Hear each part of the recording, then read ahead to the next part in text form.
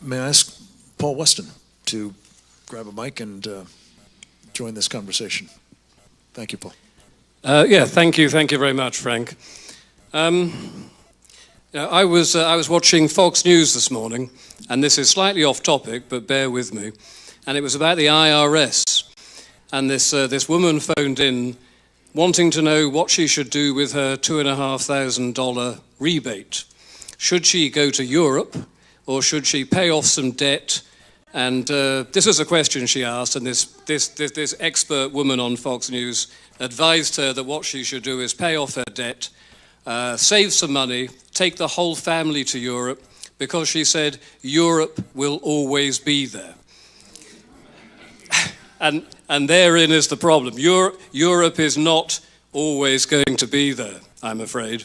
And it's very hard following Lars here, because he's explained the problems in Denmark and Europe as a whole.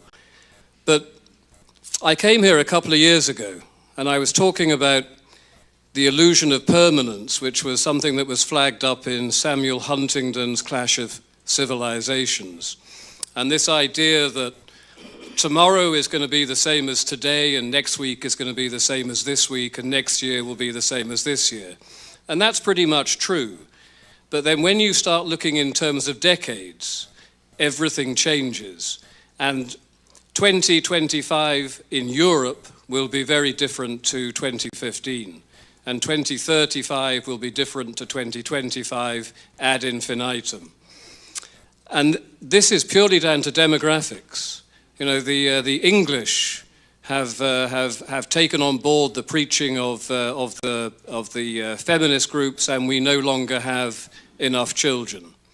And we're now down to 1.5 child per couple, which means tomorrow's generation is 25% smaller than today's generation. But the Islamic immigrants coming in are averaging 4 children per couple. And that's not just per couple, because they also have 4 wives. Not all of them, but some of them. So some of them are having 16 children per one man. And if you project these figures forward, you suddenly start realizing that the normal demographic growth of a country is changing entirely. And furthermore, when the average English woman, if she can be bothered to have a child at all, is in her mid-30s or early 40s, these Muslim women are having children aged 16 to 21. So their generation is much faster than our generation. And when you look back to for example, the 1970s, we had something like 200,000 Muslims in Britain at that time. But every decade they've doubled since then. So the 200,000 became 400,000, became 800,000. We're now up to 3.2 million. And they are all young. You know, not all of them are young, obviously, but their demographic, most of them are under the age of 15, which is the future breeding age, to put it bluntly, and the future fighting age.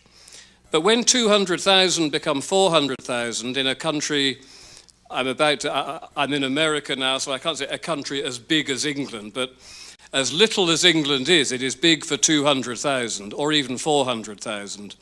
But when the 3.2 million today become 6.4 million tomorrow, it is completely different to the 1970s doubling of a couple of 100,000. And then we are really going to start to notice the rise, not just in demographics, but as they grow, they start demanding more and they start pushing more. And because they back this up with terrorism and with jihad, the government listens to them. You know, when Muhammad said, "I have been made victorious through terror," he's speaking absolutely the truth. And our government understands the fact that they are frightened of Islam. And Islam pushes and our government buckles. There is a reason why Islam translated means submission.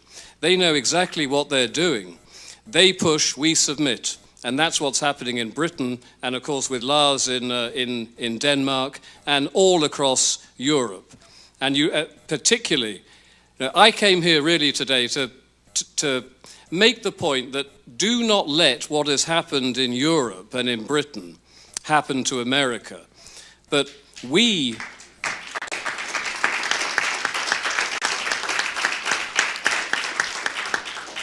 in England look to Sweden in the way that America should be looking to Britain, because Sweden is literally a lost country. You know, we in Britain have maybe 2 decades before everything really hits the wall. In Sweden, we're looking at 5 years to 10 years, and Sweden has terrible, enormous problems. Malmö is now the rape capital of the European continent.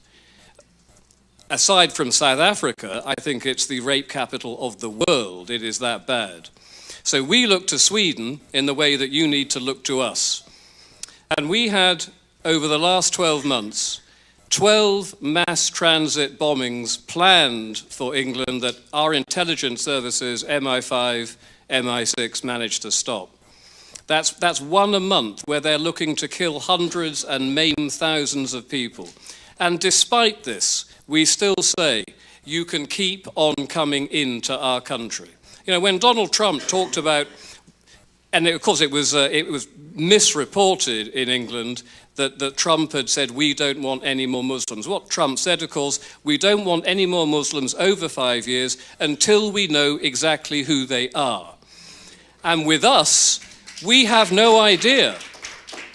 We have no idea who these people are. But we are still letting them come in, knowing full well. Europol, I don't know if you've heard of Europol, this is the rather sinister European police force who can cross borders and arrest people and take them out of England and back to Brussels or some sort of other similar Lubyanka sort of place. Europol has said that there will be 5,000 jihadists amongst the hundreds of thousands of millions of supposed Syrian migrants coming into Europe. That's 5,000 jihadis. And we still cannot say no more, even despite that. So I have been saying for a long time that when the inevitable attack happens, as it happened in Paris last year, 2 of those people in Paris were migrants. When it happens, British politicians, Danish politicians, European politicians of every description will have the blood of the murdered and the blood of the maimed on their hands.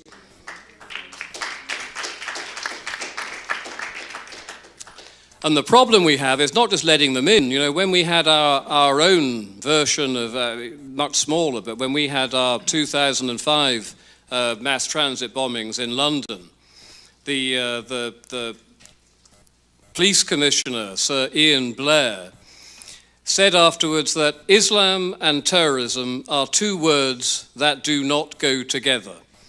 The assistant police commissioner said exactly the same thing. Tony Blair said exactly the same thing. We had, a couple of years ago, Fusilier Lee Rigby, a serving British soldier, murdered in the streets of London, run down by a car, and while he was still alive, they tried to decapitate him. Again, David Cameron, a supposedly conservative prime minister, came out and said that Islam has nothing to do with this, and this is a perversion of Islam. These guys were standing there with blood on their hands, waving the Quran, saying, we have been ordered by Allah to do this. And despite this, Cameron says, it has nothing to do with Islam. And this total denial, this complete denial, and it's not just Cameron, it is all across Europe, this denial of what Islam is going to be the downfall of Europe. Because by the time the politicians have finally got the balls to stand up and tell the truth, it may be too late at that time from demographic reasons to actually do anything about it.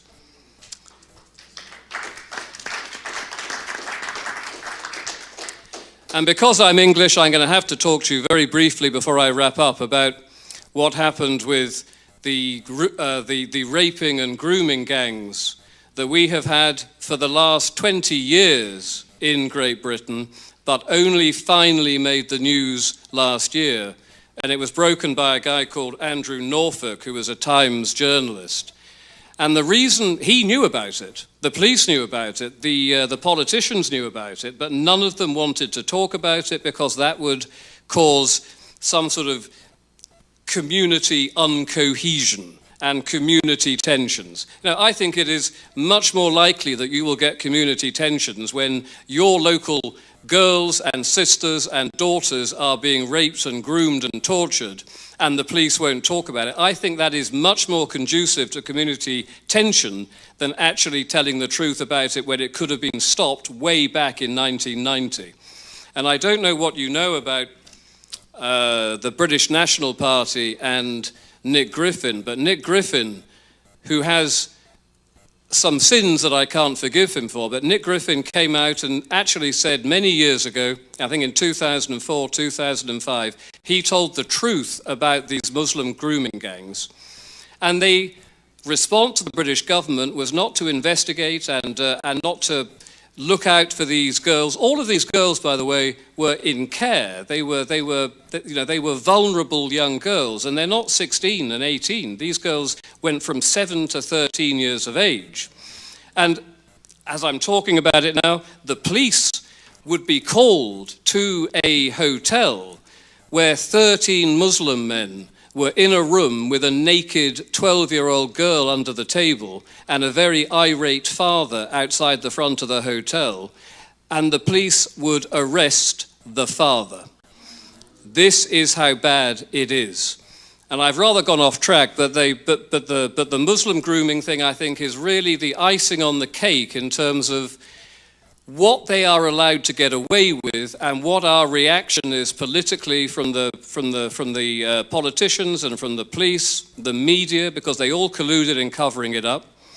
I was talking about Nick Griffin, and the Times journalist, when he broke the story in 2014, said the reason they had sat on this story for so many years was because they did not want to give any ammunition to the nasty fascist right-wing political organizations in Britain, which is absolutely disgusting.